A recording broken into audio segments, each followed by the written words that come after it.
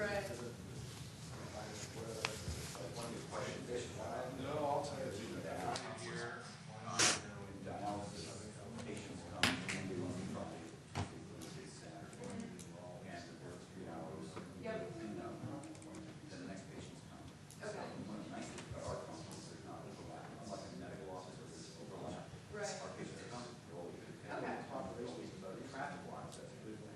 But still, the total parking count, you guys held us to what? Are you ready? Okay. I'd like to call to order the July 5th, 2016 San Carlos Planning Commission meeting. If you please stand for the Pledge of Allegiance. I pledge allegiance to the flag of the United States of America and to the republic for which it stands, one nation, under God, indivisible, with liberty and justice for all. Thank you, everyone. Could I have a roll call, please? Commissioner Bradley? Present. Commissioner Gutierrez? Present. Commissioner Harper-Pedersen? Present. Vice Chair Silberman? Present. Chair Bergman? Present. Thank you. Next on the agenda is public comment. Public comment is limited to items not on the posted agenda. The commission may briefly respond to statements made or questions posed as allowed by the Brown Act. However, the commission's general policy is to review items to staff for attention or have a matter placed on a future commission agenda for a more comprehensive action or report. Is there anyone that wants to speak as part of public comment? I have one speaker card here. Yeah, okay. That's not for public comment. That's not- a specific item. Oh, this is for, oh, hold on. I thought, oh, it said Britton Corner Shopping Center. Okay, yeah, thank you. Are you speaking on something that's on the agenda or not? The A item, yes. On the A item. Okay, I'll call you in a little bit. Okay, seeing that there's no one here for items that aren't on the agenda, we'll move on to approval of the minutes. Does anyone have any changes to the minutes, draft minutes? I don't have any changes. I didn't have any. Move approval? Second. Roll call, please. Commissioner Bradley? Aye. Oh, you can, I'm sorry, since this is your first meeting, you can go ahead and abstain. Oh, yeah, I should. He's allowed to vote on it if he wants to. Yeah, if you'd like to. It's up to you. Yeah, I will abstain. Commissioner Gutierrez? Yes. Commissioner Harper-Pedersen? Yes. Vice Chair Silberman? Yes. And Chair Bergman? Kind of a mouthful, isn't it? No, sorry. Okay, public hearing. Our procedure for public hearing. Staff will present a report on the history, physical features, etc., on the application, followed with the staff's recommendation. The applicant will make a presentation. Thereafter, interested members of the community may speak on the proposal. When all interested parties have had an opportunity to be heard, the hearing will be closed and no further discussion from the floor can be held. The commission will then consider the evidence and make its recommendation. If you challenge a public hearing item in court, you may be limited to raising only those issues you or someone else has raised at the public hearing described in this notice. This public notice or written correspondence delivered to the city at or prior to the public hearing. Speakers should fill out a speaker form found by the door and hand it to the recording secretary prior to addressing the commission. The speaker should come up to the microphone to speak since the meeting is being recorded, and staff will assist. This will assist the staff in preparing minutes. Hello. So do we have a presentation from staff? We do. Oh, I need to read this though, don't I? Okay, I sorry. would, just for the record. Newbie. Okay, all right. The first item on the agenda is 1119 Industrial Road, APN 046-152-210. Consideration of a conditional use permit for a large-scale entertainment and recreation use for Laser Quest. This item was continued from June 20th, 2016. Okay, now we're ready. Good evening, Commissioners. My name is Jill Lewis, and I will present to you the request for conditional use permit approval for Laser Quest, a large-scale commercial entertainment and recreation use. The property at 1119 Industrial Road is a flat 5.8-acre parcel east of Industrial Road, south of Britton Avenue, and west of U.S. Highway 101. Commercial uses surround the property on all sides. The property is zoned GCI, General Commercial Industrial, as is the corresponding land use designation. The building is a multi-tenant commercial structure. The subject space, which measures 13,551 square feet in area, is being leased from Ross Stores. So here's the project description. Laser Quest involves a maximum of 40 individuals at one time, with games played for 20 minutes at a time. The most active hours are Saturdays from 12:30 to 5 p.m. and 8 p.m. to 9:30 p.m. and Sundays from 1 p.m. to 4 p.m. Peak hours are Saturday and Sunday between 1 p.m. and 4 p.m. As mentioned previously, Laser Quest is leasing 13,551 square feet from Ross, which includes 11,701 square feet on the ground floor and a 1,850 square foot mezzanine. This is the ground floor plan. Total ground floor square footage, like I mentioned previously, is 11,701 square feet. The ground floor would be devoted to a large arena as well as 4 party rooms. The rest of the area is ancillary uses such as office and restrooms. There's also an 1,850 square foot mezzanine that contains an additional 2 party rooms but is largely open to below. The proposed hours of operation when they're open to the general public would be Monday, they are closed except for special events held both in the mornings and afternoons. Tuesday through Thursday, 4 p.m. to 10 p.m., and on holidays they open at 2 p.m. Friday, 4 p.m. to 11 p.m. On holidays, again, it opens at 2 p.m. Saturdays from 10 a.m. to 11 p.m. Sunday from 11 a.m. to 8 p.m. Clients may request closure for a private event outside normal business hours. So the project updates since June 20th, 2016 were verification of this different businesses' square footages. REI square footage was updated to be over 35,000 square feet, which increased the parking demand from 31 spaces to 113 spaces. Furniture outlet was updated to just shy of 16,000 square feet, thereby increasing the parking required from 12 spaces to 21 spaces. Then parking counts. The parking counts were taken during the busiest hours. So Friday, June 24th from 4 p.m. to 7 p.m. and Saturday, June 25th from 12 p.m. to 7 p.m. The worst case scenario during the hours evaluated, there were 86 parking spaces available at 5 p.m. on Friday and 89 spaces available at 5:30 p.m. on Saturday. I'm sorry, is that in the report somewhere? No. I'm going to hand you something in a minute. Okay. So parking is kind of difficult to evaluate for these types of uses because they are not neatly categorized and have parking requirements that are determined by the community development director. So example, 505 Quarry Road. This was a recently approved use permit from June 15th, 2015 that was approved in the IL zoning district. The square footage for these uses was 12,000 square feet. The amount of parking approved for these two sites was 14 spaces, which equates to 1 space for every 857 square feet. Data used to assess whether the amount of parking would be sufficient include experience of these two businesses at their existing locations and site visits to the new space off of Quarry Road that found parking is readily available for these proposed uses. So I'm going to take a minute and hand out the materials that I was talking about.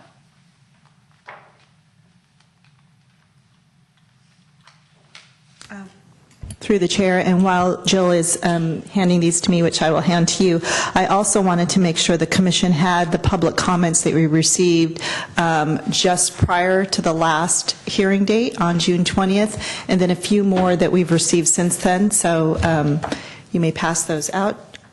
And then, in addition, and Jill can clarify this, the applicant, as Jill mentioned, conducted their own parking occupancy evaluation of the site.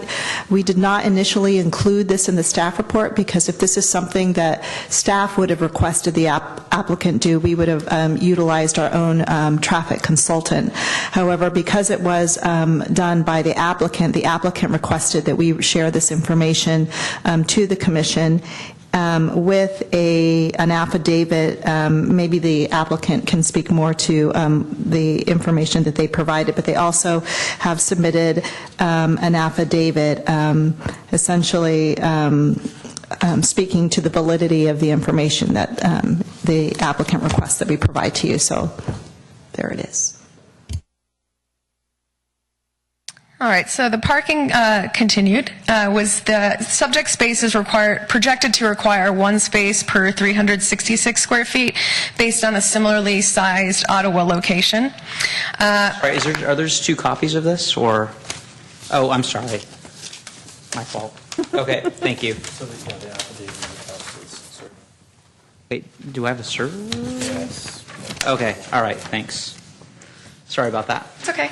The Mountain View location contained 10,565 square feet of floor area, and the parking requirement that was utilized was 2.6 spaces per 1,000 square feet, or 27 spaces.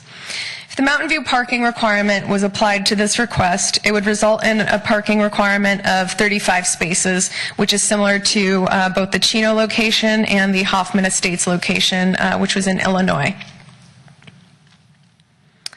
I apologize for leaving out a row from the table that was included within your staff report, so I will now walk you through the thought behind this table.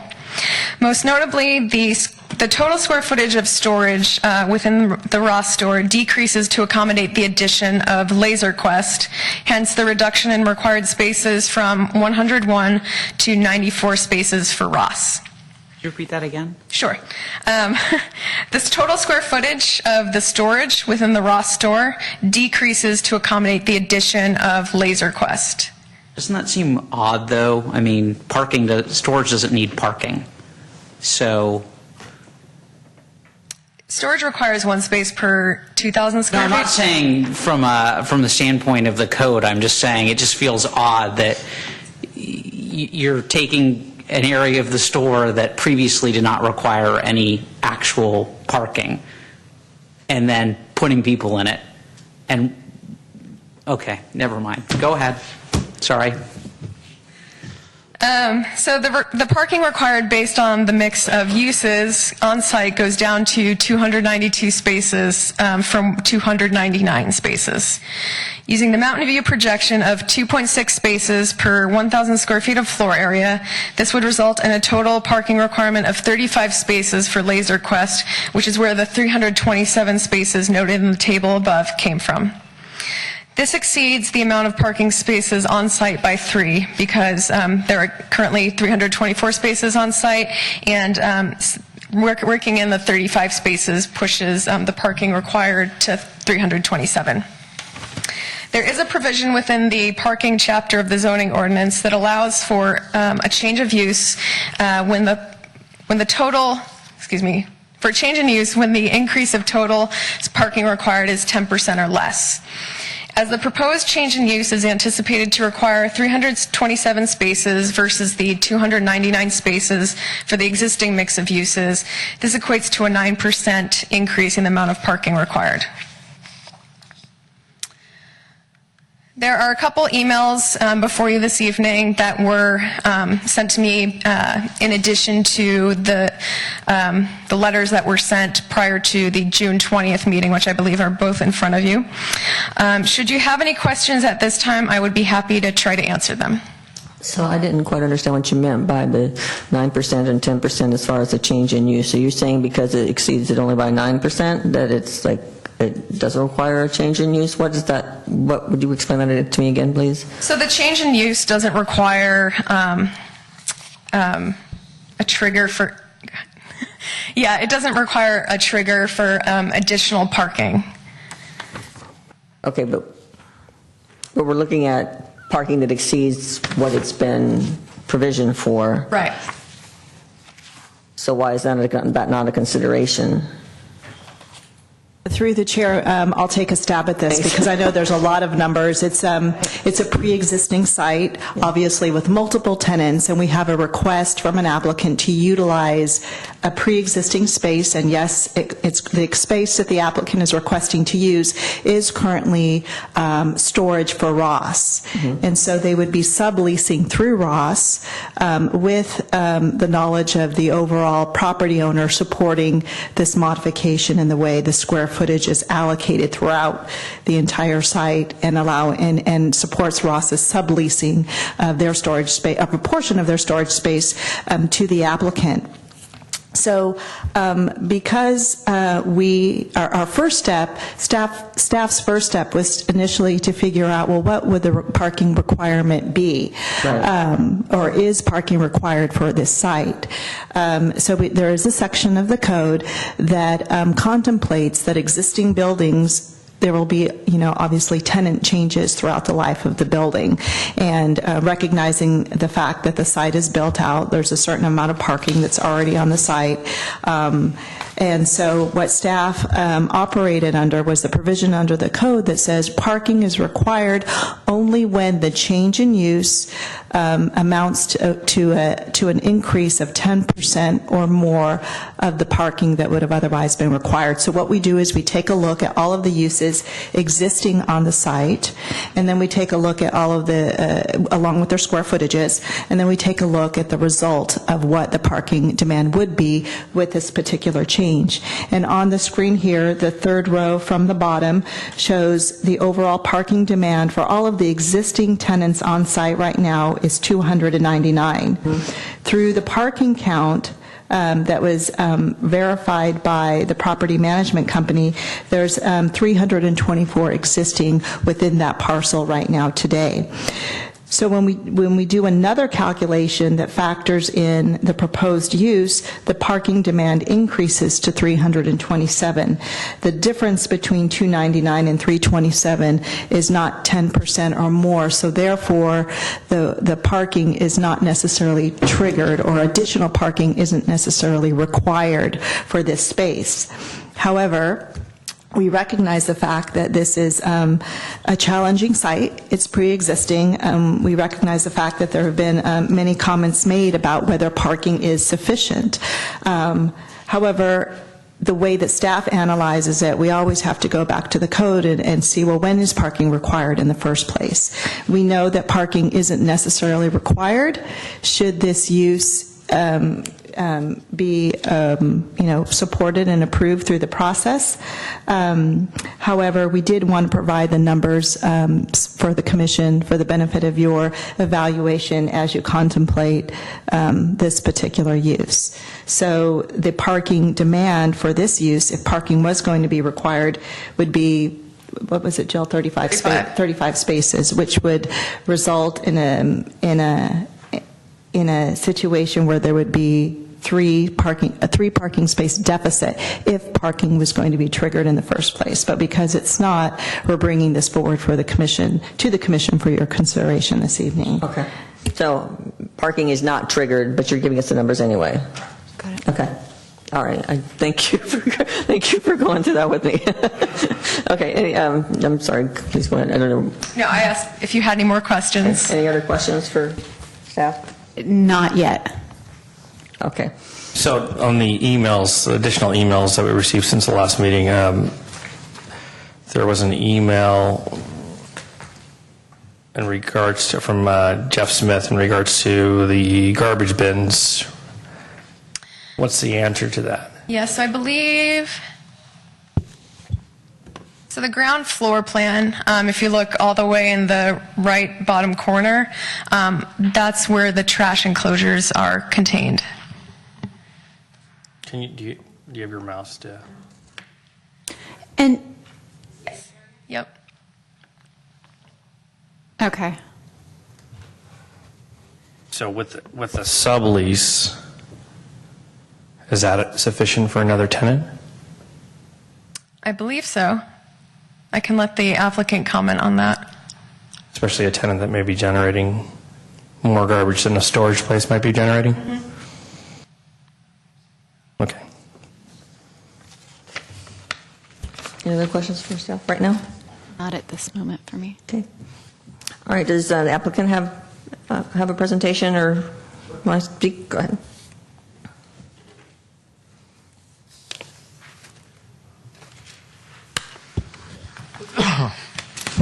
Hi, my name is Randy Iaboni. I'll get that right. Shouldn't have messed with it in the first place. Can you all hear me? Yeah. Okay. Randy Iaboni, and I'm representing the applicant. Let me give you a sort of if you could put up back on the screen the floor plan, that'll help me present what the real strategy is with this tenant. I don't know if any of you have ever been to a Laser Quest. We had one in Mountain View, California, if you have had the opportunity. Yes, I did. You have, okay. I've been to that facility. Okay, so you're aware. Which is now closed, right? Which is closed. And that's- why is it closed? Well, LinkedIn bought the property and is building their tower. So we've been scrambling for over 2 years to try to find a replacement store for that. Now, if I remember correctly, that location had access to the parking lot for the movie theater, didn't it? No, that was a separate property. Well, but the movie theater parking lot was right there, right? No, the movie theater parking was 2 buildings behind us. 2 buildings in the same parking lot, right? No, it's a different, separate property. Okay. In fact, the movie theater overflowed into our side.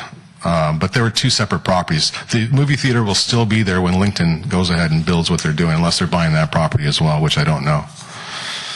So the best way for me to sort of describe the activity on the site is people will come in and they go to that. I don't have a pointer, but the front. There's a here. Can you let me use that? Okay, perfect. Thanks.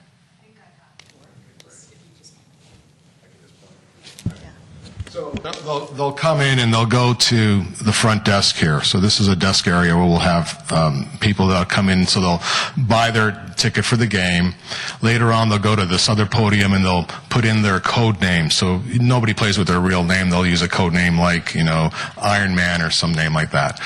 And then they'll just wait around for their game to come up. When their game comes up, they'll go into this airlock room. Sorry, the briefing room, which is right here. The briefing room, when they enter the briefing room, they're entering their experience. They're in that room. It's dark. There's dark lights with graphics. There's a marshal in there. He has the equipment. He'll be holding the equipment or wearing the equipment. And basically, it's a poncho with sensors on the top, front, and the rear. And there's a laser with sensors on it as well. He'll explain how the equipment works, what the rules of the game are, and there's a code of conduct that he'll repeat. There's no running, no foul play, no foul language, play fair, but be safe, those types of things. And they're mainly safety items that we enforce to make sure that everybody plays safe and has a good time. Once they're out of that briefing room, they go into, I lost the pointer. Okay. They go into the room behind it. Can you go back for me, please? Thank you. There's the pointer. Oh, it's your pointer. You can go. Well, here. Okay, so anyway, they go into what we call the airlock room. The airlock room is where all the equipment is. They're on racks, and there's going to be a maximum of 40 pieces of equipment in that room. They'll stand beside the room. They'll put the gear on.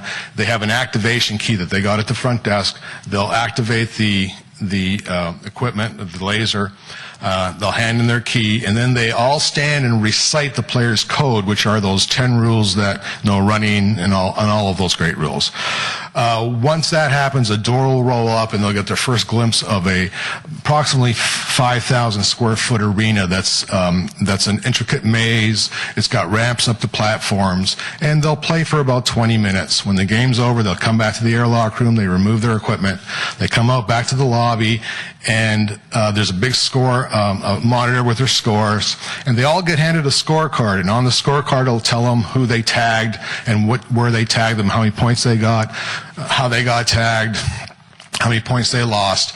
And what's amazing about that part of it is it doesn't matter whether you're 7 or 70. When you get that card, you start searching other people in the game and start comparing notes because you remember them playing against them.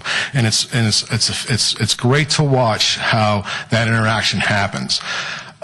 Generally, people will play 2 to 3 games before they leave the facility. So they're there for approximately 45 minutes to an hour. We have party rooms on the ground floor, and in the mezzanine we'll have party rooms as well. Now, when we talk about the sizes here, there's one other room up in the second floor, which is the escape room, and that's a new concept that they've brought into this a venture. The escape room is you go in and it's a puzzle room basically, and it's generally for about 6 to 8 people. And you'll go in and you'll be put in a situation like you're in a subway and there's a flood. How do you get out? And you've got a certain time limit to get out. So that generally happens later in the evening, and that's not sort of during the prime time when we have our parties. But the other party rooms are there because we found that in Mountain View we didn't have enough party rooms. In fact, we had to flow over into another unit just to satisfy party rooms. So the fact that this is 11,000 feet and that was 10,000 feet isn't going to make or break how many people we have in that facility. All we're doing is giving them more rooms to have parties with. So that's the general play of this thing. They also have developed with educators programs for school children. Mazes are the oldest game in the world in terms of the Chinese 2,000 years ago used mazes to entertain their children. Excuse me.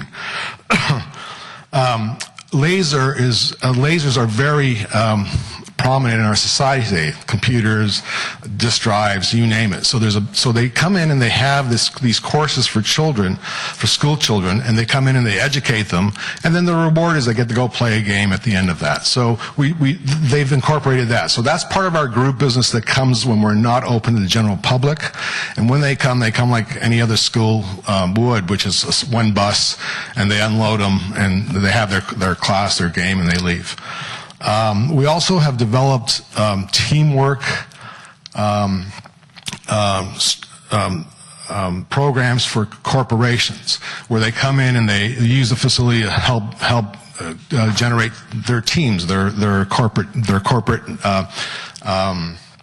play in terms of how they interact with each other and trying to get them to work together. So those programs have been developed, and we have quite a few companies that come in and do that. In fact, at the Mountain View location, I think Google was in at least twice a week using the facility for that purpose. And they also use the facility for their engineers just to go blow off some steam. So we have a lot of those groups, and they generally come 3, 4 in a car or in a small bus or a small van. So they don't take up much parking. And again, we're not open to the general public, so we don't have the parking issues that we would have any other time.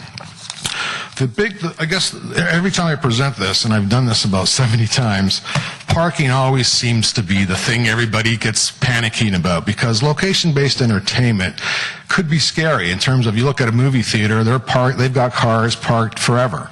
But not all location-based entertainment concepts are the same. Ours is different. We've got 11,000 square feet of space, but almost half that space is an arena where only 40 people will ever be in. So we can't have thousands of people in here, and the studies that we've done over the last 25 years, we've been doing this for 25 years, clearly shows that we're somewhere between 2.5 and 2.8 parking spaces per thousand. That's at our peak capacity. And again, our peak times are between 1 and 4 on Saturday and Sunday. I think you got a copy of the survey. So how this happened was, when we were here last time, there was this parking issue came up, and when we went to Hoffman Estates or other places, they went and did these surveys for us. We didn't have to provide them. But since we were sort of short on time, we decided we better just get out there and do it. So what we did is we asked one of our employees to go to the site and between 4 p.m. on Friday through 7 p.m. and on Saturday from noon until 7. And we said to them, look, you count the cars that are there, you're going to have to sign an affidavit. It has to be truthful, because if you sign that affidavit, you could be liable. So he was very clear on that, and he came on last weekend and did it. While he was walking through the parking lot, the one employee from REI approached him saying, "What are you doing here?" And they were sort of worried because their parking field was full.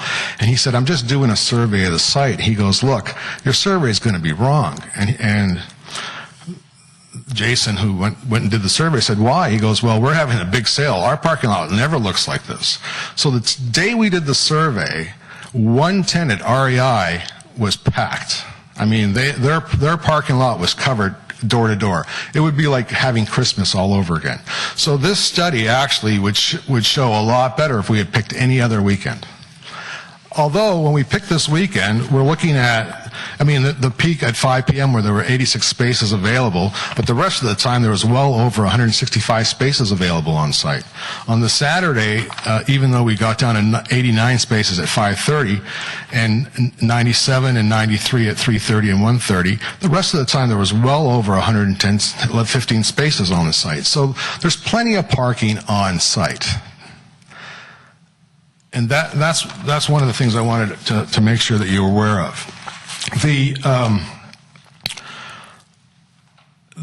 I spoke to the people over at Satellite about what their issues were about the parking.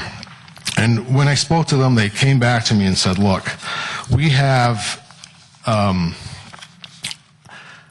I asked them, "What's your usage? How many people are going to be using the facility?" And they said, "Look, we've got 28 patients coming at either 4 or 5 rotations a day. They've got 14 employees as well, which is about 42 people. I'm just trying to find my numbers on that. Hold on. Here we go. So they have 14 people. So they require somewhere around 42 spaces. I counted the parking spaces just for that building today, even though they're part of the bigger parking field. Just for their building, there's 134 spaces available. They occupy 2/3 of the building, so that's about 87 spaces would be allocated to them. They need 42. There's 45 spaces remaining on that property. Even if they had another 28 people double up, the crossover period, there's still going to be 13 spaces available to them. So I don't think that they have the parking issues that they're worried about. What they're worried about was they were planning on parking their employees behind the building. So that would be our entrance, their rear. And we didn't count those spaces because we were told that only the lot that we're on is what counts in this hearing. However, I asked Jason this morning, I said, "How many spaces were across?" He said he never saw more than 2 or 3 parking spaces behind that building. And I think the reason is they've put up signs and people are, and I know that I think the operators there now are telling people, "Don't park there, that's not our property, you have to find other parking spots." So we didn't see that, but we didn't count it in detail because we weren't told to, or didn't think we needed to. Where am I here? Okay. The King's Swim Academy said that they're busy right after school, which is roughly 4 o'clock, and they thought there'd be a conflict with us at 4 o'clock. But based on our usage of the site, we don't get busy at 4 o'clock ever until, actually not until Friday. And Friday we don't get busy till later in the day, about 5 or 6 o'clock at night. So there'd be no conflict on the Friday. The conflict is going to happen on the Saturday. And basically we have... The other thing you should know is that Ross is notorious in the industry for protecting their parking field. Ross would not sublease to us if they thought we were going to cause them a parking problem.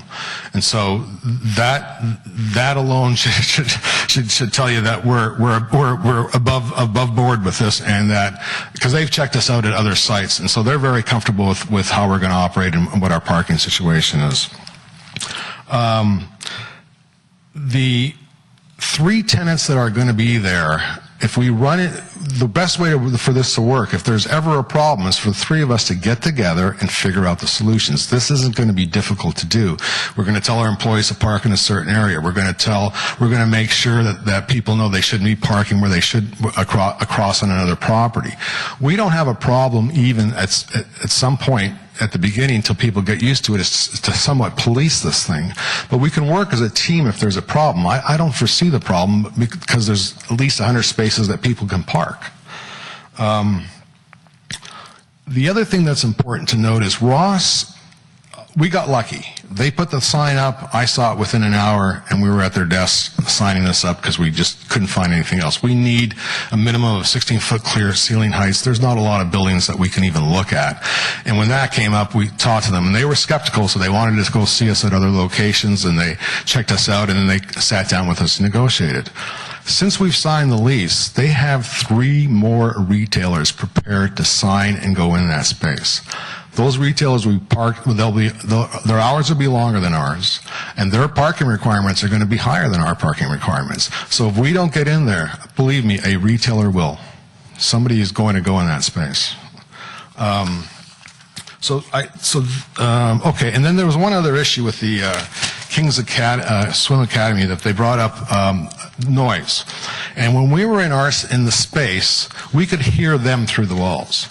And we couldn't figure out why. So the tenant went out and spent, I think it was $8,000 on with a sound engineer to figure out if we wanted to use that mezzanine, how could we soundproof it?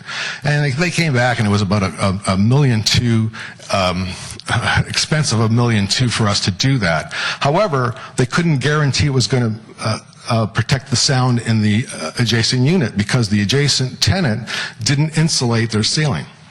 So they've got a wood mezzanine above them, and they didn't put the insulation in that they needed to insulate for their own purposes. So we can't go into their space and do it, and we're not prepared to do it now, as a matter of fact. But the one thing that you should know is what they also didn't know is that there's existing 4 walls. We will now build another sound wall on all of the walls with adjacent tenants, so that we totally encapsulate ourselves. The STC rating on these sound walls is 55. So what we'll do is we'll put up a whole nother set of drywall, 2 layers of drywall with sound bad insulation and airspace between the existing wall and the wall that we're going to operate from. And what happens is that sound will find it hard to penetrate through all that, but will dissipate in the open area before it hits the other wall. We've been next to furniture stores. We've been next to girls' gyms clubs. We have never, ever in 25 years had a complaint about sound, ever.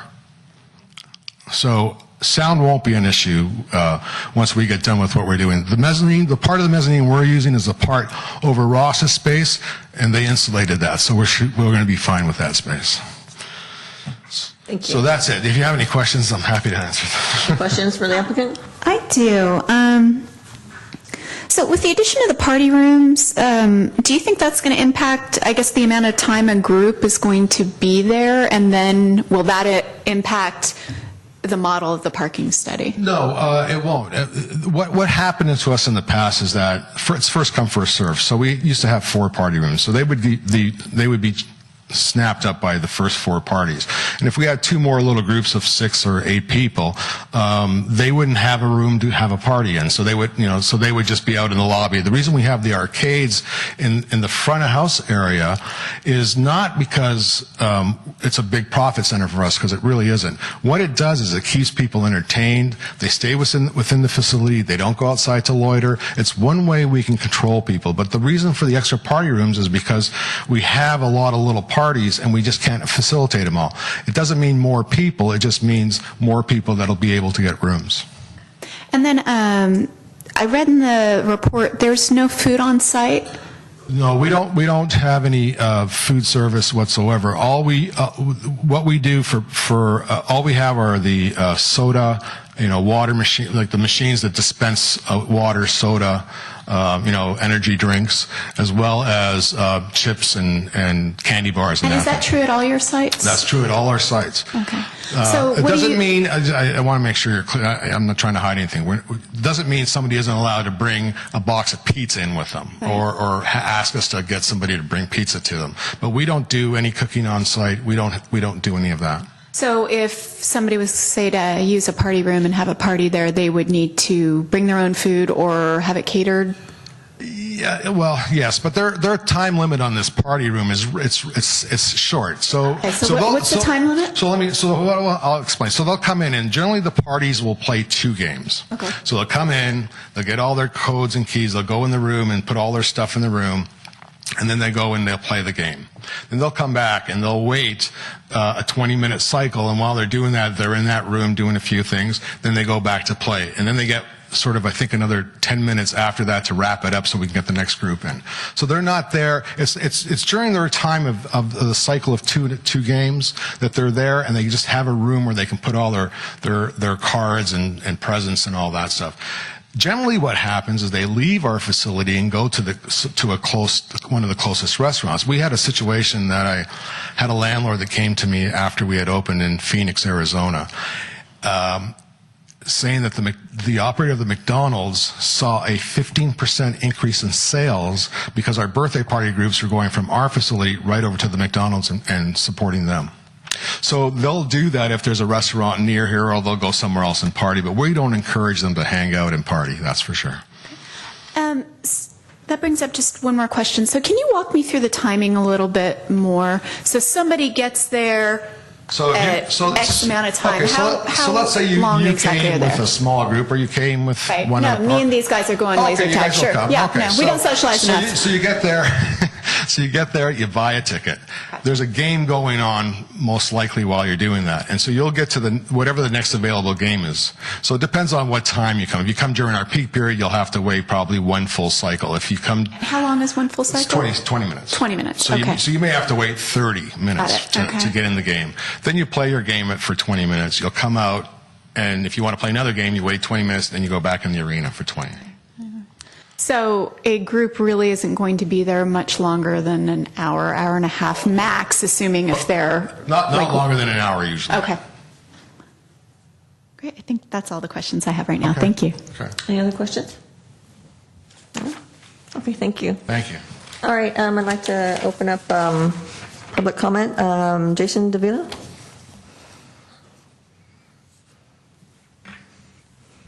Good evening. I'm Jason Davila. I'm the owner of the site, the building at 1119 Industrial. And I believe at the end of the day, as the property manager there, when there's a problem, my phone rings. And we've established that there's the parking is adequate but tight. And my brother and I feel that we'll be able to work with the tenants if there's any issues that arise, and try to get creative with,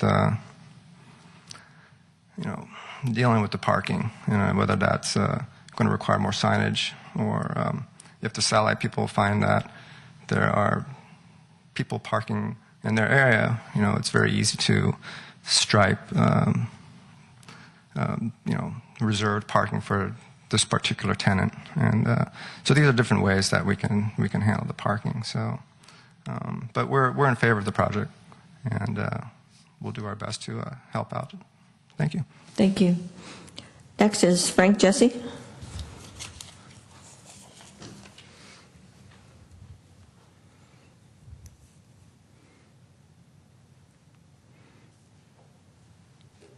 Thank you, Commissioners, for the privilege of addressing you. I'd like to take the liberty, actually, to briefly pass out a revised set of spreadsheets that I think a spreadsheet says 1,000 words very quickly.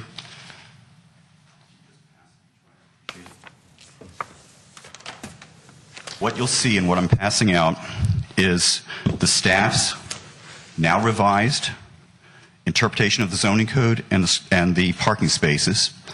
And then you'll see what we did. I didn't introduce myself properly. I'm Frank Jesse. I'm Vice President of Real Estate and Facilities for Satellite Healthcare. So I'm sorry I didn't introduce myself more appropriately. And then the lower part of that same spreadsheet shows the actual parking load per the zoning code. And what we found very interesting is that suddenly the shortage of 100+ parking spaces suddenly became that there was adequate parking. What I've given you is a mapping of the site that shows how 73 additional sites suddenly appeared. And they're the parking that's associated with the parcels that are marked in yellow. So now Office Depot and the building that has the 24, the two squares with yellow, have no parking associated with them. There's nothing for these 2 square footages. Those retail for square footages are not shown in the square footages required for the retail spaces. They're as if they have no parking requirement, because all that parking now has been accounted towards this other requirement. So in the past 2 weeks, since this was postponed to this hearing, suddenly this has been a recount that's been very, very creative, and it's false. So I would submit that you've been misrepresented in terms of the parking. The other thing with my brief time here and speaking before you, I want to mention that our reputation was misstated by the applicant. We have about approximately 25% of the adjacent building.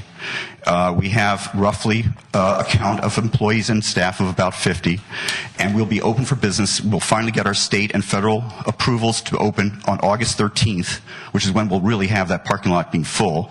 So taking account and talking about our space on a next door parcel and counting that in their counting count and saying, well, it's not very crowded, is also a misstatement. So I want to make very clear that we, as a provider of a service to the citizens of San Carlos, a critical one, we're a not-for-profit. We bring a lot of donated money to those patients so they can afford the treatments. We need to be able to operate safely. We operate Monday through Saturday from early in the morning, 5 o'clock in the morning, until midnight. So these hours would definitely hurt us. And finally, the parking along the back of our building is our parking. It's not for laser tag. It's going to be very hard to police people just simply parking what looks like in the front door of laser tag. I thank you very much for this opportunity to present to you. May I ask you Yes. just a couple questions for reference? Yes, absolutely. So, Frank, are you in this building? When I was reading your message, is this where you are? Right. You're this part of the building. And this is your, okay, so all of this is your, but you say this, so you're not worried. This is their entrance. So you're worried about overflow into your parking, not needed parking elsewhere? People who can't find parking here will park into our area. Got it, yeah. And we have to meet ADA requirements for parking. Right. And I supplied you with a set of photographs from Thursday evening of last week, and you can see that it is crowded. And this is, I'm sorry, and this is your building or just across from your You're building? seeing the back side of our building and the front of the applicant's building. Okay, thank you. And what time was this taken at? It was 7:30 in the evening on Thursday. Any other questions? Do you want? Okay, thank you. Thank you very much Thank for you very much. the privilege of addressing you. Okay, so I have a question for staff on this. What kind of monitoring or assurances or can be made? What kind of recourse, if we say yes, what kind of recourse does the city have if we find out that there's not enough parking? Let's say that it just impacts satellite healthcare. Well, the Planning Commission certainly has some options. As Mr. I'm sorry, I didn't get your Jesse. last name. Ms. Frank Jesse, Oh, sorry. thank you, has indicated. I think we're looking at if we're looking at the 11 by 17, his building is the building that's on the upper right, the rectangular area. And the applicant is proposed entrance is just to the left of a loading area. And I don't, do we have an image of the aerial photo in the presentation, Joe? Might be helpful to show it on the screen. Okay. Right. So this is an entirely separate parcel. What the Planning Commission can do, some options could include that the applicant work with the property owner to designate identified parking areas devoted to that particular use. You could require conditions that be made on the applicant to instruct the visitors, the users of the facility to only park in these particular areas.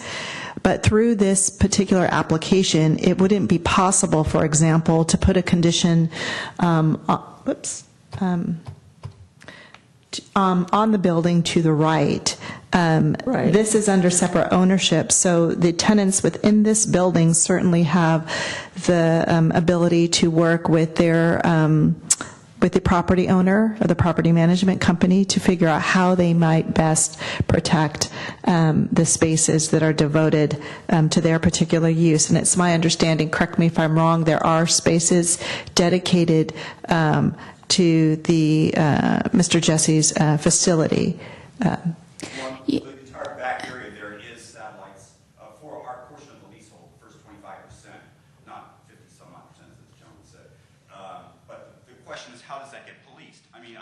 Can you come back up to the mic, because we're just being recording and it won't pick up on the recording? Thank you. I can't very well expect a nurse to interrupt a treatment with a patient to run out and say, hey, you can't park over there. There's no way to police that. Now, if the applicant wishes to hire a full-time guard who's going to monitor that faithfully outside at all times and make sure that doesn't happen, that may be a solution. But to just put some signage up, people will ignore that. And I just can't afford to have the parking ignored. It'd be a problem. My staff, I don't staff parking people. I can't have a registered nurse running out there during a treatment when a patient has needles in their body and their blood being exchanged and cleaned. It's not realistic. And so it's a very hostile use by the applicant to do that to us. Mr. Jesse, may I ask, the spaces right behind the building, is there a problem now? Obviously, I understand the uses will change if this application goes through, but have you been having significant problems with parking now? What I as it observed stands? is that we will open for treatment of patients on August 13th. And so we haven't had the privilege of being open. The Knowing it state for sure. and federal government takes Got about it. 18 months to approve a Right. facility, and so we're finally Sorry, you did got our say that. approvals. No, that's fine. Yeah, thank you. Sorry Thank about you that. very much. Thank you.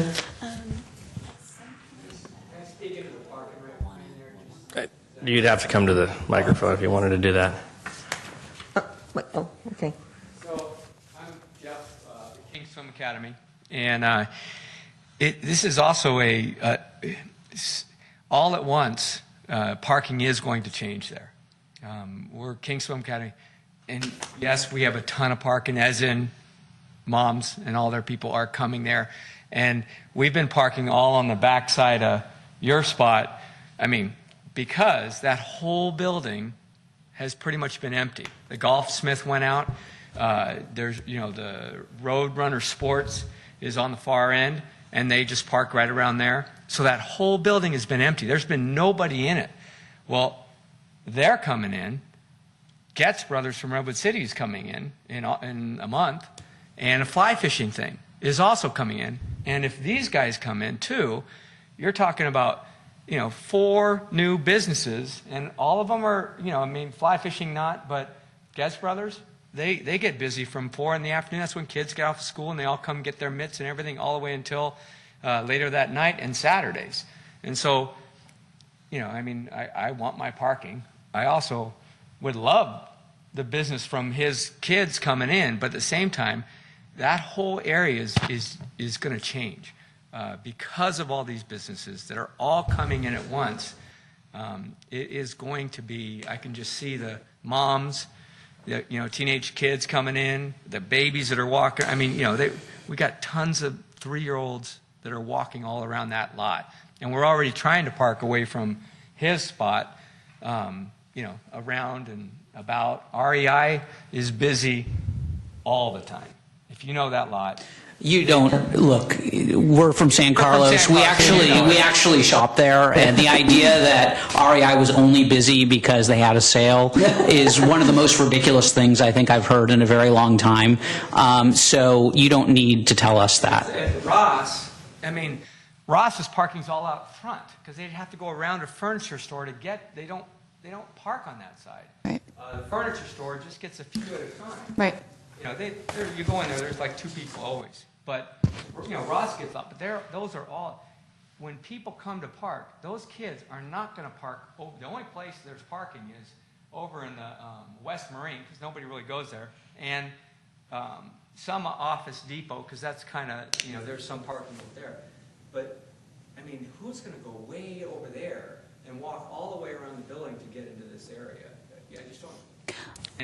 I'm sorry, Jeff, can you point out the entrance? Do you have any other? Yeah, the only other thing would be the noise thing. It is the building that it is. It's the old white. Where is the entrance to Swim Okay, Academy? the King Swim Academy is right here. And that's where the entrance is. The entrance is here. Right here is where Ross's garbage area is, that whited area. Okay. And that was my other question. It's just a question. It's not the garbage inside. It's the garbage outside. We've talked to you about the bins many times. They're big old huge bins right out there. Well, these guys, you don't want that big bin out there. So where's the big bin go? It's got to go somewhere around the lot, and that means parking spots. And then you guys will want a big bin that they can come pick up. Where's that going to go? So Anyway, I have Can you, do you have anything else? just the noise thing. I have no control over the noise, and I never did. That's the old white front thing.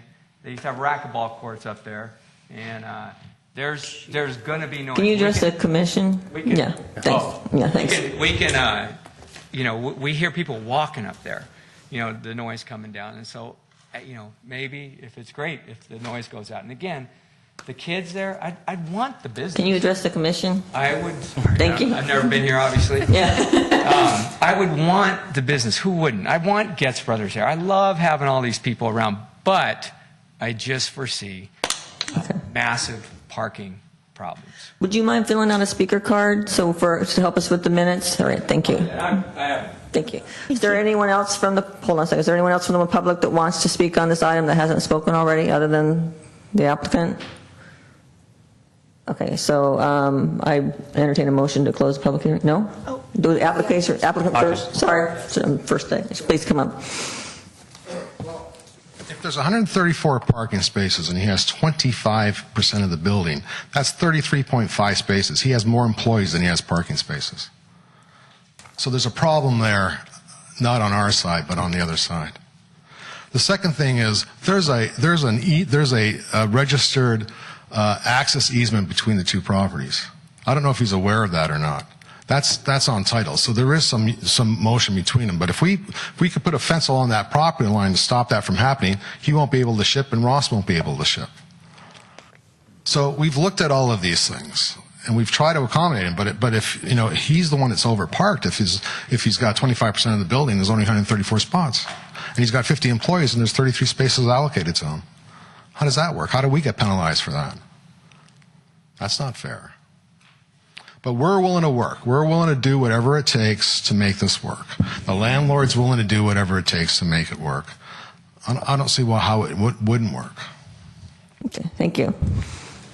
Move to. Wait, I have one question actually for the landlord, Mr. Davila.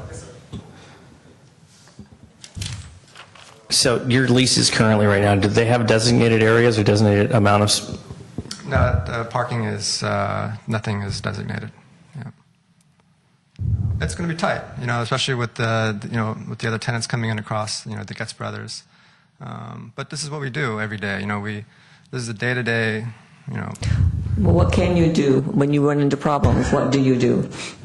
We get together and we roundtable it. Jeff and I, we've worked together a lot on numerous issues, and at the end of the day, we resolved, I think, everything, amicably. And so this is going to be a new challenge, but the alternative, it's like someone's going to, Ross has the right to sublease the space out to somebody. If it's not this company, it's going to be, who will it be, and will that parking be, greater or lesser than this particular tenant? I'm familiar with the use. I have 2 kids, 2 boys, who have a lot of birthday parties with their friends, and they've been to the Mountain View location. I've been there at least 5 or 6 times this last year, and I wouldn't designate it a high-use tenant. I thought they closed 2 years ago. You said you've been doing it last year? We just closed not 2 years ago. No, they closed. Oh, okay. Yeah. So I guess I'm just not hearing much of anything well today. Yeah. No, it wasn't. I didn't consider it a high impact tenant. May I ask just a follow-up question along those same lines? So you roundtable with the tenants to figure out solutions to the parking issues. What would some of those solutions be? Well, I'd say recently I would say the parking along the back of the building that Satellite occupies right now, and there was no signage on that building, on that back wall. And a lot of the swim school customers were parking along that wall. And so the owner called me, the new owner, his name is Bruce Isaacson, and we talked for about an hour and we got to know each other. He just bought the building, and we discussed what could be done. And I recommended, well, you should probably spend some money and put some signs up, because people pay attention to signs. They don't ignore when it says parking or you're going to be towed. I don't usually park in a spot that has a sign that says that, and I believe it's solved that that problem along that back alley. So, and that's the simple answer. The expensive answer is to hire a parking guard like you see banks do now. And but I don't think that would be necessary in this particular instance. We feel as though we'll be able to manage this. There's no doubt about it, it's going to be tight, but not impossible.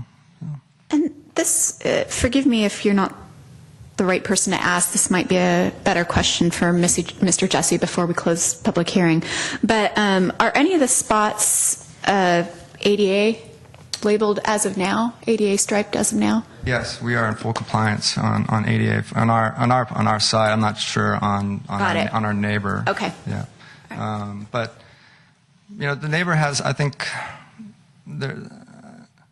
they have plenty. The satellite has plenty of parking, and if they see people out there that are parking in their spots that aren't supposed to, their job is to complain to his landlord, which would be the owner, Bruce, and Bruce will call me, and we'll get together on site and discuss what kind of measures that we can take to mitigate the problem.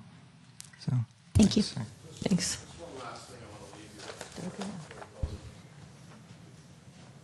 I just want to reiterate, there are at least 3 tenants that are prepared to come in that are retail tenants. I to really that heard you. space. I just want to make sure you were aware.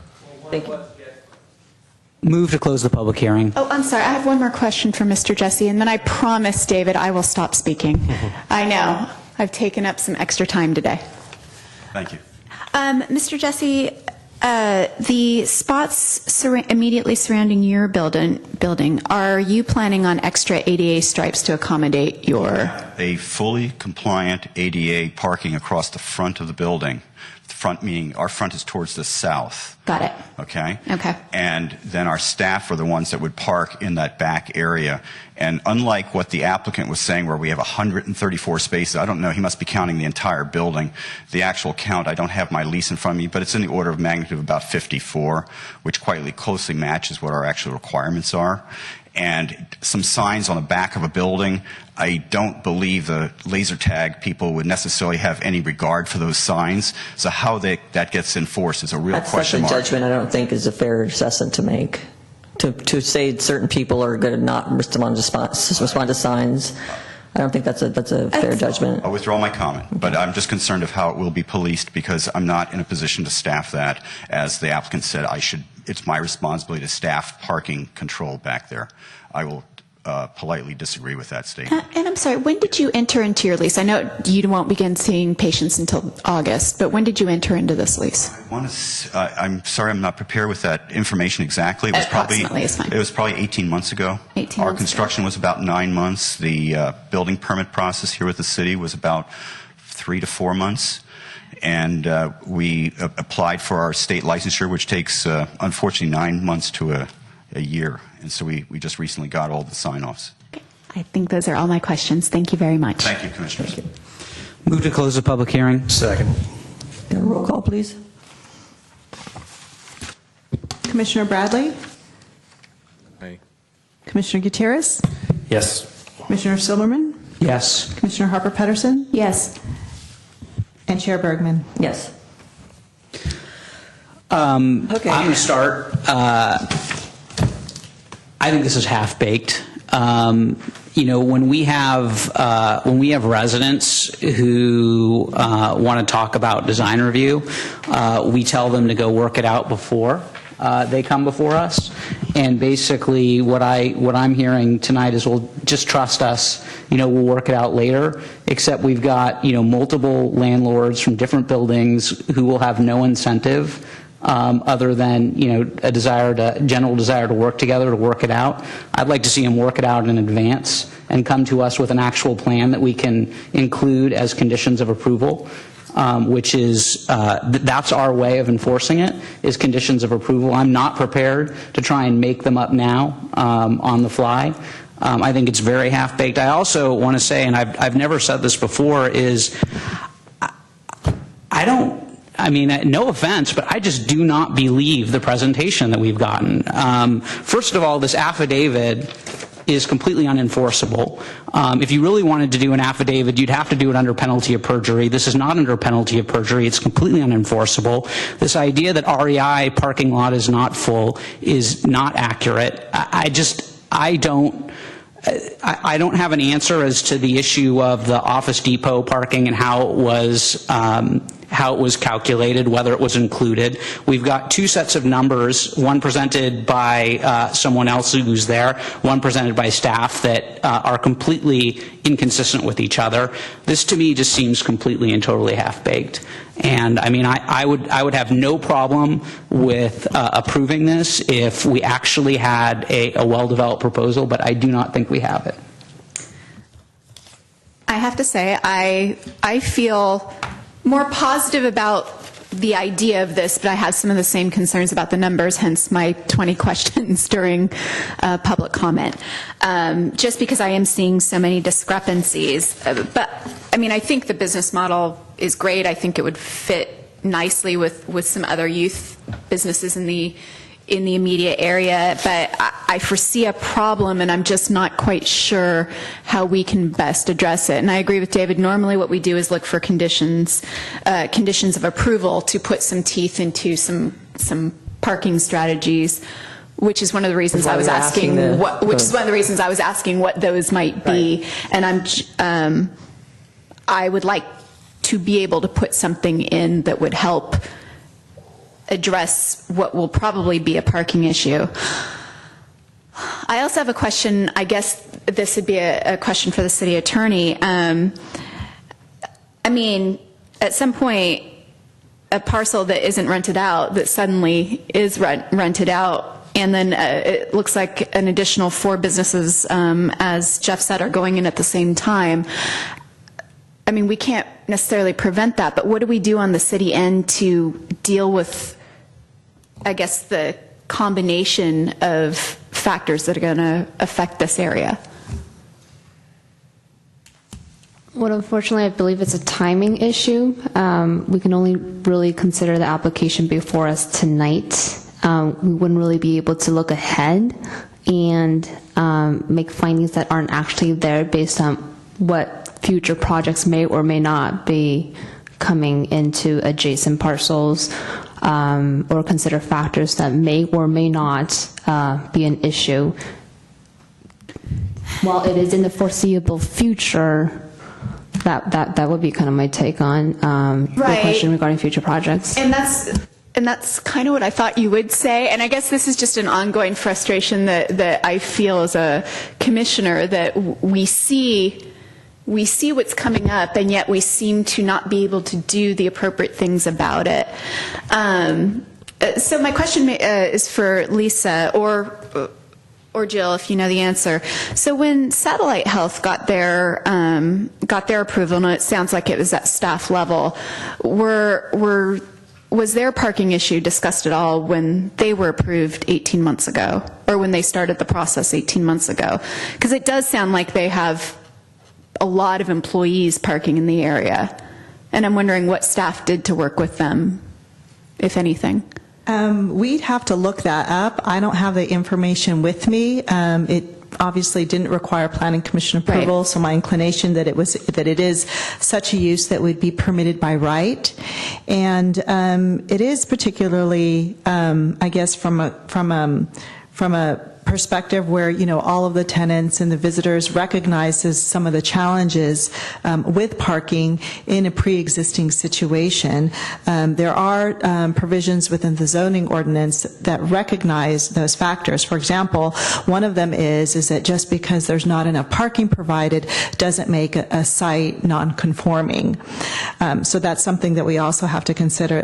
But for uses that require a conditional use permit, it's a request, it's a discretionary permit request by the city, we do have the ability to condition.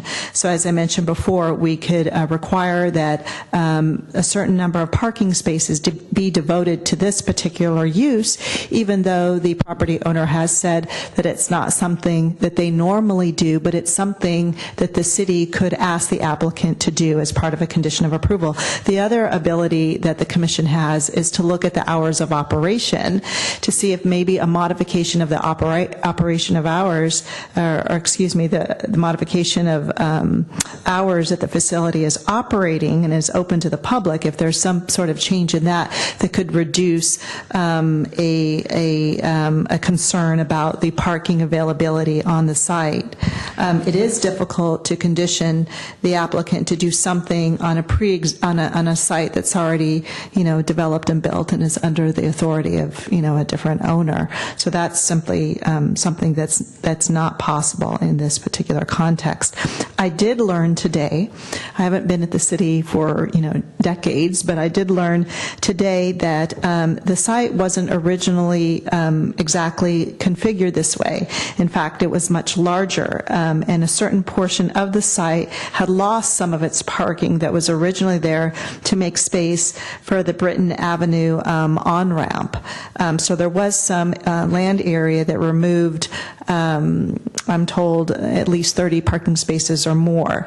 So those, past actions also contribute to a situation where parking is a challenge. And I think overall, when we evaluate, I haven't had a chance to look at the numbers that were submitted tonight. I do believe that some of the parking formulas that Mr. Jesse used, and we can have a conversation about this if you want to reopen the public hearing, we can ask specifically, but some of the parking ratio, for example, for King Swim Academy is highlighted, the 150 parking denominator is highlighted, which is a different formula than what our code requires, which may be the reason why we're seeing some of the numbers different in the analysis that was submitted by Mr. Jesse as opposed to the analysis that staff has done. Can we require signage, or is that something that we could also condition? Or signage. You can look at hours. Those are some options that the commission could consider. In my admittedly later evening use of this facility, mostly REI right before they close, and West Marine, and Ross, it seems to me that there is a lot of parking towards the front of Home Depot. Home Depot Office Depot. I'm sorry, Office Depot. I said Home Depot. Look at me. I'm wondering if maybe there could be a wayward signage for overflow parking to push them towards the front. I'm just kind of brainstorming at this point. So the issue is that there's not a parking plan in this shopping center. The reason why I asked you about the leases and parking spaces assigned is because we probably wouldn't have this problem if they were designated as REI's parking or Ross's parking or King Swims Academy parking. I drove by the parcel at 6:25 tonight. On that side, there was probably 3 parking spots available. So it's hard to I would agree with David, the parking survey is really hard to grasp. I don't know how somebody counts that many spots in every 30 minutes. So I really can't use that as what to go off of, and there's a lot of numbers being thrown at us. So the issue really is that there is no set designated parking area for any of your tenants. So I think that's more of a landlord issue, and I think that might be something you want to look at. One, get your actual spaces marked. You're basically asking us to say everything's going to be all right when it's not leading up to that. I'd have to open the public hearing to do that. So I'm kind of struggling too, David, on all of this. And I mean, the thing is like some of the other assumptions, like I've been to the Laser Quest in Mountain View on a couple of occasions. I'm looking at the map right now, and I think that there's just sort of like a fast and loose use of terminology. Anyone who wants to look at my screen can. It's in the Century Cinema parking lot. Yeah, it's within like, you could spit on Century Cinema from Laser Quest if you were highly skilled. Is there a driveway, sir, to get to? Is there a driveway, sir? Come It's take a a Google look. overhead map. I looked at it earlier today as well. Yeah, sorry, there's not a good, unless maybe Lisa can pull it up on What's the address, David? the big screen for everybody. It is 1400 North. Shoreline, I think. I believe it was. 1400 North Shoreline Boulevard, Building A. I mean, this is not like this is not the major issue. It's just, it just goes to the fact that I feel like there's more work to be done. I mean, if folks came to us with a full plan and said, this is how we're going to solve the parking problem, So should we recommend, maybe we should give the guidance that we want to continue this and let them maybe develop a plan and bring it to staff? Absolutely. And come back to us? Because I don't think it's going to go favorably if we were to vote on it tonight. I'm just saying.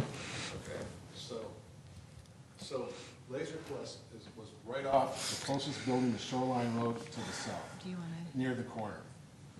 It's Building A, right? The one, The building A, that's not building A. We were located. oh, I'm sorry, I'm looking. You see where the on-ramp is? We faced that on-ramp. We were right at this corner. That Cinema 16 is on another property altogether. We were way over in this corner over here, not anywhere near that. Can you describe it? I'm sorry, It I was- can't see. It was as you were coming off of the ramp. The site. Yeah, I remember that. Yeah, it's on a different access. Right, and if you look at the parking field in front of that, no, I don't know how to point, can you show me that?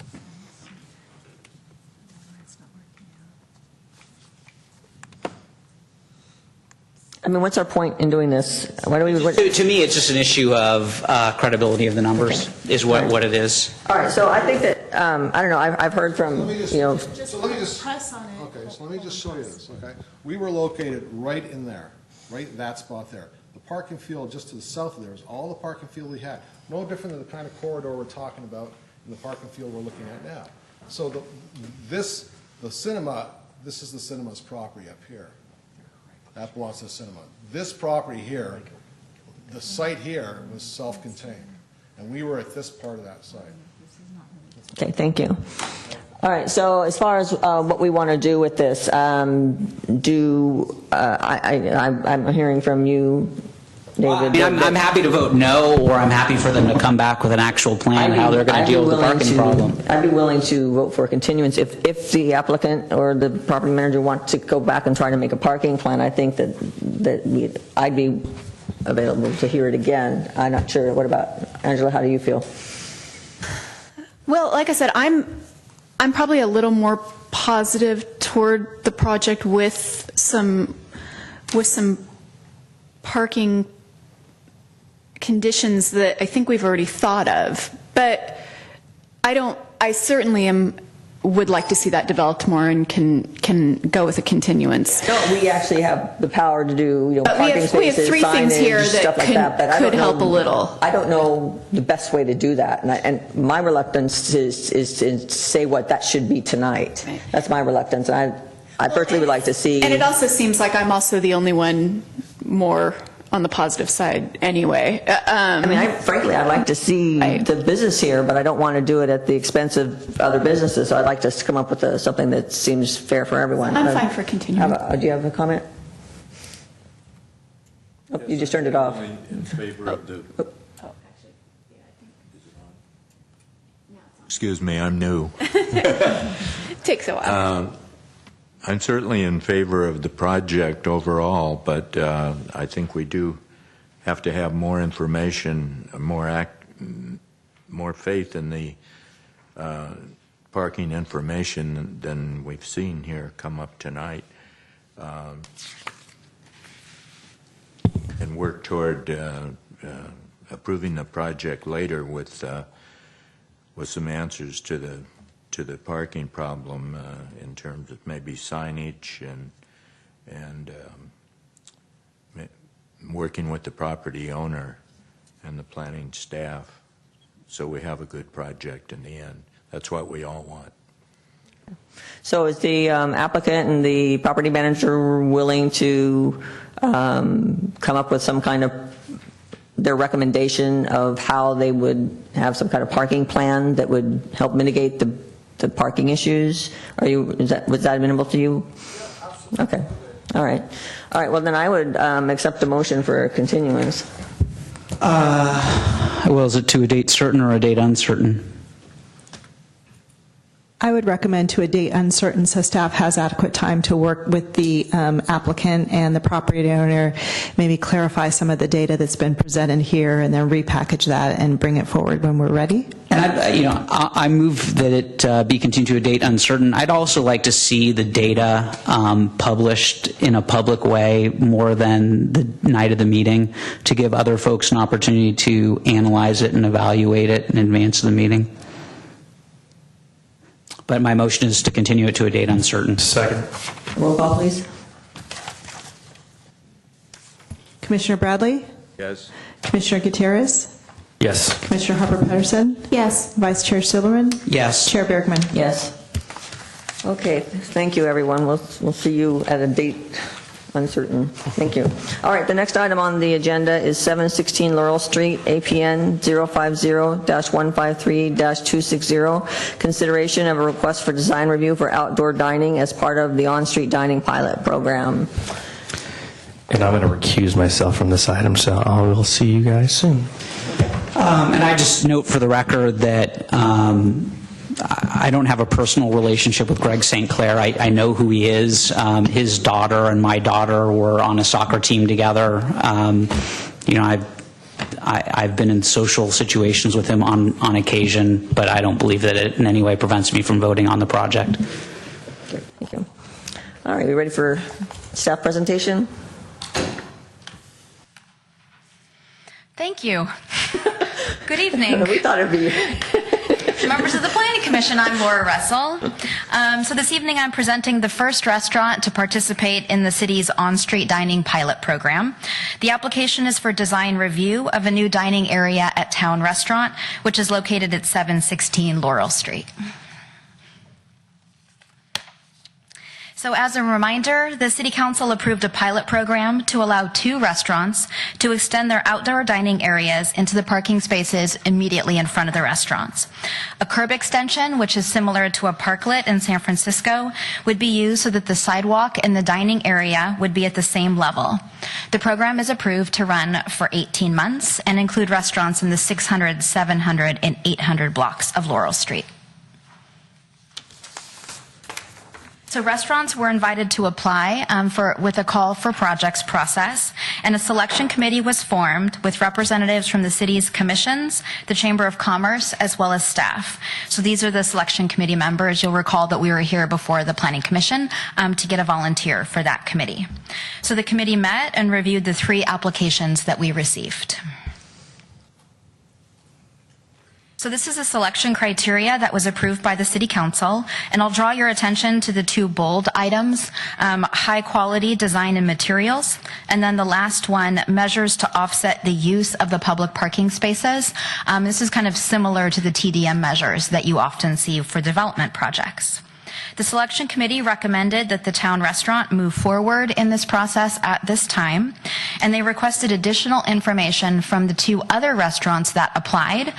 So we're working with them through the selection committee process, and you may see another restaurant coming forward for their on-street dining application to you in the future. So of the 3 that applied, we could have selected 2, but we only selected 1? We could have selected 2. The committee selected 1 at this time to move forward, and they requested additional information from the other 2 restaurants to help them make their final decision.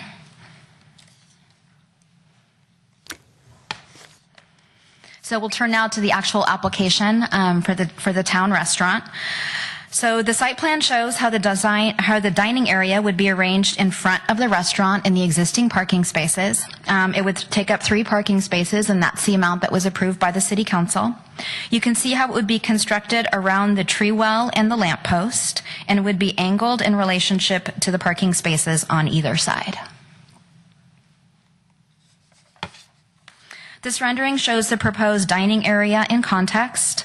The solid panels are oil rubbed bronze, and the horizontal siding is an epay wood. There are planters that go around the perimeter, and Umbrellas are cantilevered. They're integrated into the structural elements, so they would cantilever over into the dining area. So the posts of those market-style umbrellas would not be taking up area in the dining space. And we have the samples too. They're part of the the whole package. So we can pass this around if you are interested. But it shows the bronze material as well as the Ipe wood material.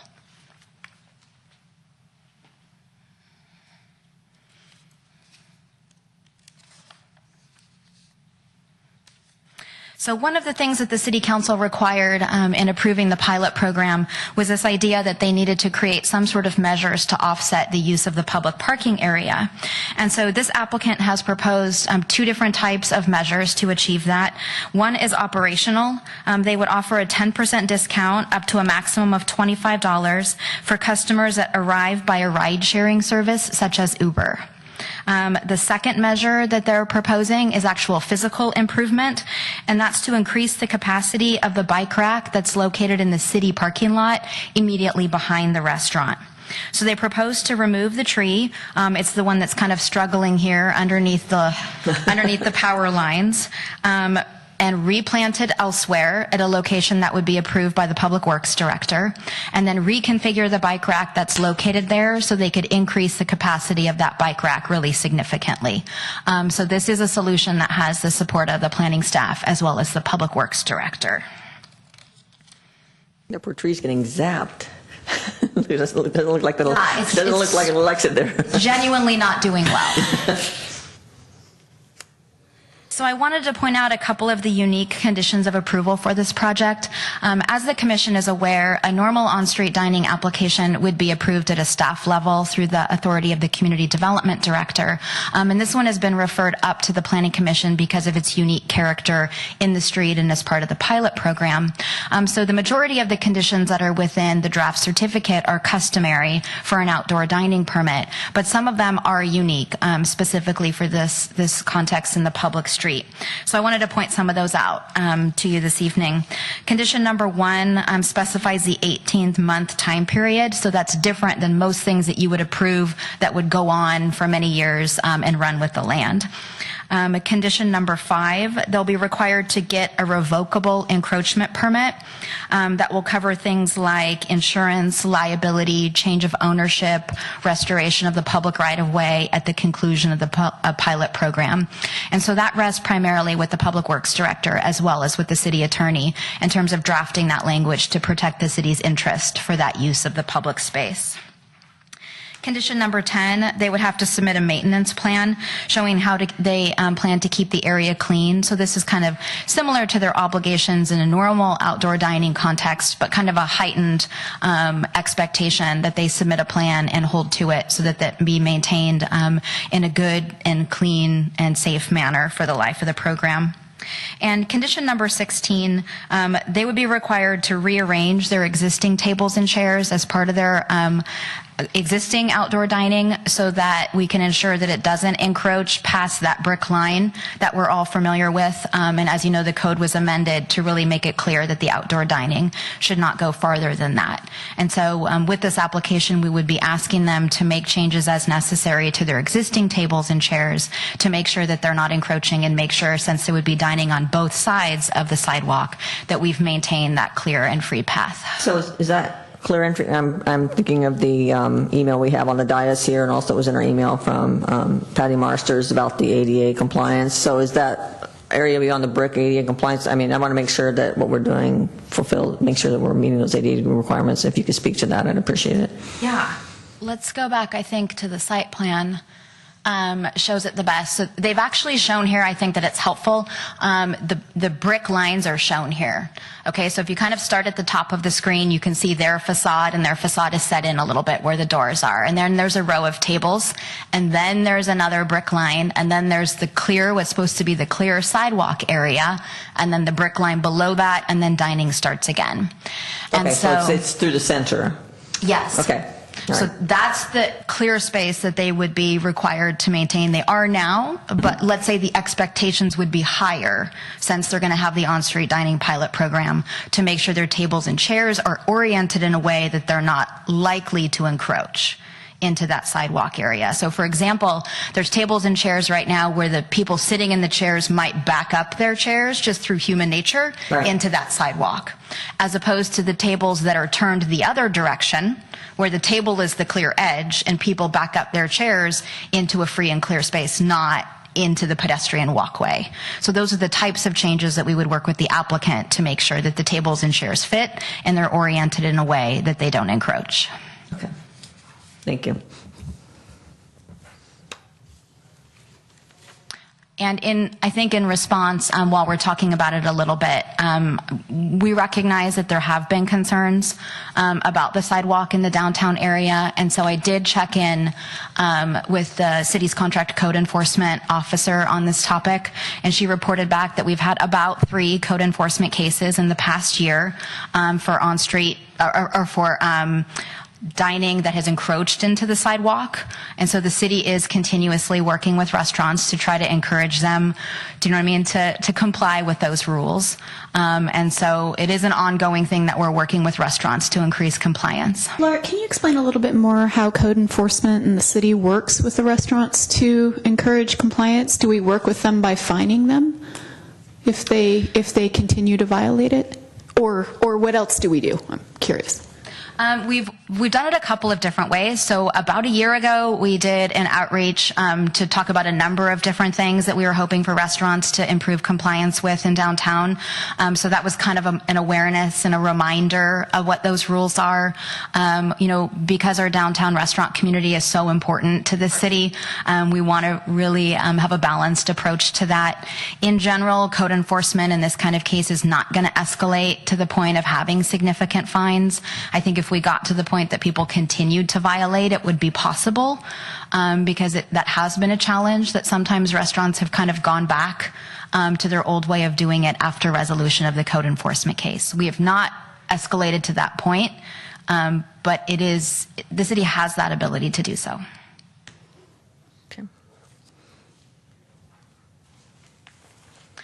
So here's the motion that you would make for approval if you wish to do so. I'd be happy to answer any other questions that you might have. The restaurant owner is here as well if you have any questions for him. The selection committee, recommended this project quite strongly. Chair Bergman can speak to that if you wanted to kind of hear from her anything else about that process. And that's it. I'd be happy to take any questions. I'm sorry, one more question, Laura. So who is on the committee? Or I've got it. Oh, all right. Okay. So Chair Bergman from here, Rita Fusaro from Transportation and Circulation, John Sealing from EDAC, Steve Divney representing the Chamber, and then Al Savay technically representing staff, but also present from staff, Lisa Porras, Nell Sealander, and myself. Okay, great. And process-wise, the restaurants would come to you with an application, the committee would review it, and then either give it back and ask for more information as you did with 2, or move it forward to us. Is that correct? Am I understanding the process correctly? That's basically accurate. We created a process specifically for the pilot program and put out a call for projects. So we asked people to apply all at once. And so in the application process, we got 3 complete applications back. But the selection committee really wanted an opportunity to be thoughtful about the other 2 and found that this application met all of the selection criteria and could go forward. And then this question might be best for Shannon or you if you were there, or Lisa if you were at the meetings. I'm wondering if, in addition, Patty makes some good points, but it is one of the things that I remember from our outdoor dining experience conversations early on was a visibility issue. Were you guys at all concerned about the visibility into the restaurant from this? I think that one of the things that we recommended were that there was different sconce lightings or stuff to be put on the exterior, tastefully done, so is that what you're referring to? Well, I'm more concerned about the public access visibility into the street and then into the restaurant and even into the sidewalk. I'm wondering from a stylistic point of view and also from a community living room point of view, does it block us more than open us up by having the barriers, I guess is my question. Discussed that. Okay. And actually, this application, and that's one of the reasons that the other applications did not come through, Okay. is because there was more blockage of that, and they're higher barriers. And so Okay. when we looked at this one, and actually we saw more renderings than is actually in your packet, that it seems like it gave a better perspective of how this would look, and it seemed to us that it blended with what we would want to perceive, and that there would be enough visibility. But that was the opinion of the group. Yeah. Okay. Thank you.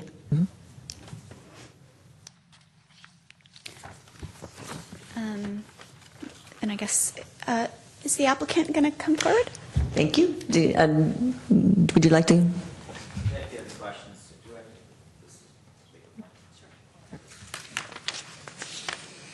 I guess I would pose the same question.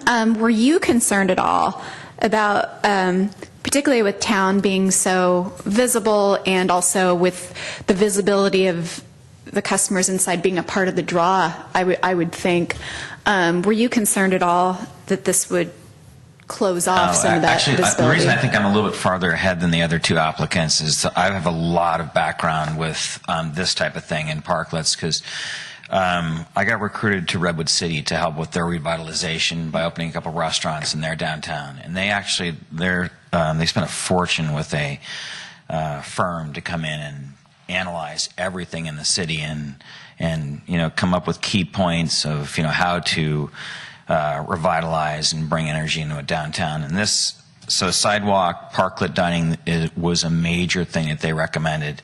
And if you look at Milagros was one of our other properties. We have a large outdoor patio out there, and I would say that that's it's a good $3 million in volume for us. So, yes, I mean the view actually. The reason that designers like this type of thing is the cars actually block the view of restaurants and businesses. So, we actually think it'll greatly enhance our downtown. It'll greatly enhance the appearance in the town. And the other thing is that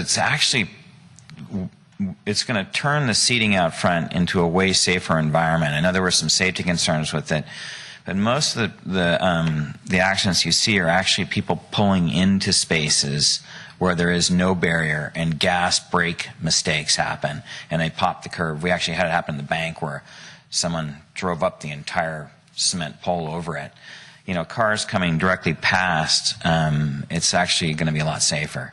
And I'm not sure how much you were supplied, but in the design, we put a lot of thought and effort into the construction of this. We're not going to take it lightly. Right. We understand it's a pilot. We're hoping that it'll be a successful pilot that will become a permanent part of our downtown. I think, one of the things that we all realize as St. Carlos residents is that our streets are very narrow. We inherited that, so the only way to get out of, to make it a little more unique, is to get creative in our design and our use of our downtown. So, Okay. What is the height of the wall? I don't have the design plan right in front of me, but basically it's about the height of a little bit higher than once you're on the deck, it's going to be elevated off the street, but the visual in is you're still going to have the same sight line as you have right now with guests sitting in front. Okay. Thank you. That was my only question. Any other questions for Mr. Unruh? Yeah, so the Uber and Lyft discount, is there any particular reason you wouldn't want to extend that to other modes of transportation like train and or bus? We wouldn't be limited to any kind. We could get as creative as possible with that. I just don't, the bus doesn't seem to really have a drop-off. Caltrans, we could certainly do it with that, people coming up on the train. I just can't imagine them taking the... I don't really anticipate you're going to get a lot of bus. Yeah. There's the bus stop right in front of... I always want to call it the Carlos Club, but it's not the Carlos Club anymore. We'd be open to...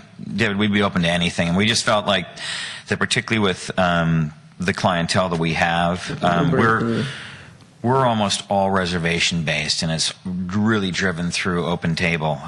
So we actually feel like I would use this for sure. Like, well, hey, why not grab an Uber down? I mean, town's going to pay for it. And it kind of came after, the recent tragedy we had in town with a resident hitting another resident, and we're anything we can do to encourage people not to drink and drive. We're all for it. So I think regardless of this happening, we're probably going to launch that program at all of our restaurants, not just to get the parklet thing through. It just makes good sense as a business person. Okay. Okay. Do you have any questions for the? No. Okay. All right. Thank you. Thank you. All right. Is there anyone here from the? Well, we got a question. Anyone here from the public that wants to speak on this? Well, I was going to. I thought it was going to be a contentious. Come on up to the microphone. But I come all the way down, so I'll keep on it. My name's Kevin Scott, and I'm a resident here. And I literally just read the article in the paper this morning about the parklet, and I wanted to come down and support the project because I think it's a great idea. I work in Menlo Park, and I think there's a similar construct by the Left Bank restaurant there, and it's just a real nice, creative environment. And most importantly, having spent some time in Paris and Avignon, it's just a wonderful draw, and I think it'll really enhance downtown. And so just wanted to register my support for the project. Thank you very much. Anyone else? Did you want to speak on this item too? Move to close the public hearing. Okay, thanks. Second. Yeah, roll call, please. Commissioner Bradley? Yes. Commissioner Harper Pedersen? Yes. Vice Chair Silverman? Yes. Chair Bergman? Yes. Okay, any discussion?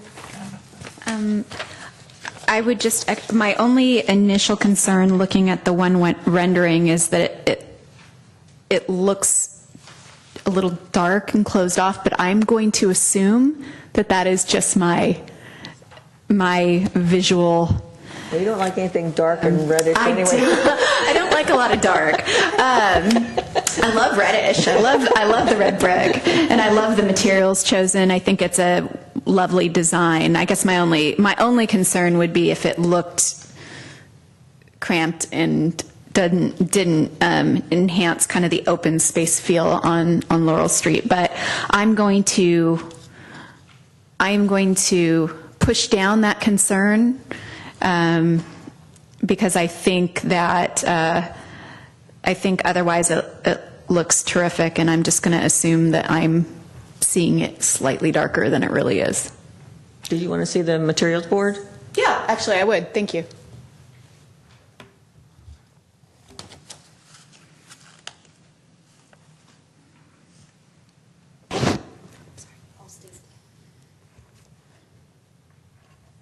Pretty.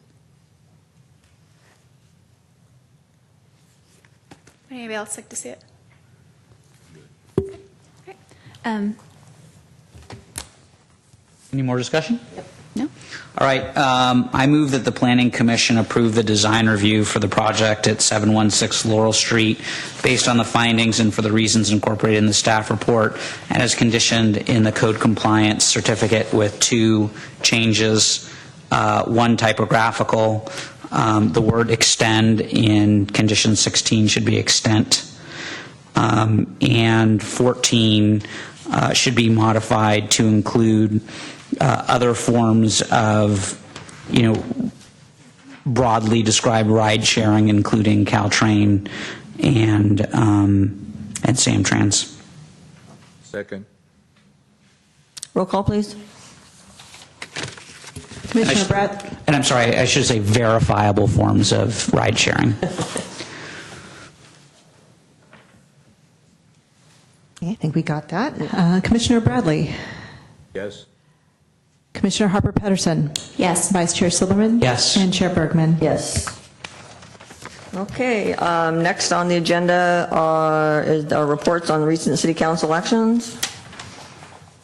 Yes, staff would like to report that at the last City Council hearing on June 27th, the Meridian 25 office project received approval for the first reading of the ordinance, and it will go back to the City Council for the second reading on July 11th. In addition, the council adopted an urgency ordinance on June 27th as well, essentially limiting lot sizes in the RS6 zoning district to 10,000 square feet. And the council will extend this urgency ordinance, or will consider extending the urgency ordinance this coming Monday on July 11th, recognizing that the 45-day review period would end during the council summer break, so they're going to be looking at an extension earlier than that. Just a reminder, should we invite Commissioner Gutierrez to come back? Oh, yeah, I'm sorry. Did he leave? I think he might have left. Did he leave? Jesse, are you still here? I think he left. I think he said he was going to leave. Okay, I think so. Okay. All right. Okay. Planning Commission comments or reports. I'd like to welcome Commissioner John Bradley to the commission. Welcome. Welcome. Nice to have you. I'm delighted to be here with all of you. Any other comments? Any correspondence other than what was at the dais? None other than what was at the dais. Okay. Planning staff comments, reports, and updates on current projects. Our next Planning Commission hearing will be on July 18th, and there will be no other commission hearings after that. We will move right into the summer break, so the commission can disregard my previous request for a special meeting on July 25th if you haven't already received that email. We had an item that was requested by the applicant to be postponed to a later date, so that freed up some time on the July 18th agenda. We will have a full agenda, I will say, but we have a lot more free time to get through some regular business, which includes continuance of the Honda use permit. So staff will come back with a more fully developed landscape plan per the Planning Commission's request. We have a wireless application, an application for a sign permit, a freeway-oriented sign permit, an application to consider a variance for the Landmark Hotel sound wall, that it be higher than originally approved, and then 2 new homes that are only coming to the commission because of grading and for a request for a variance, minor variance in a hillside area that we can talk about if you have any questions. Obviously at the hearing, not now, but these projects, staff believes we can get through these probably in about 2.5 hours. Great, thank you. All right, thank you. Meeting adjourned.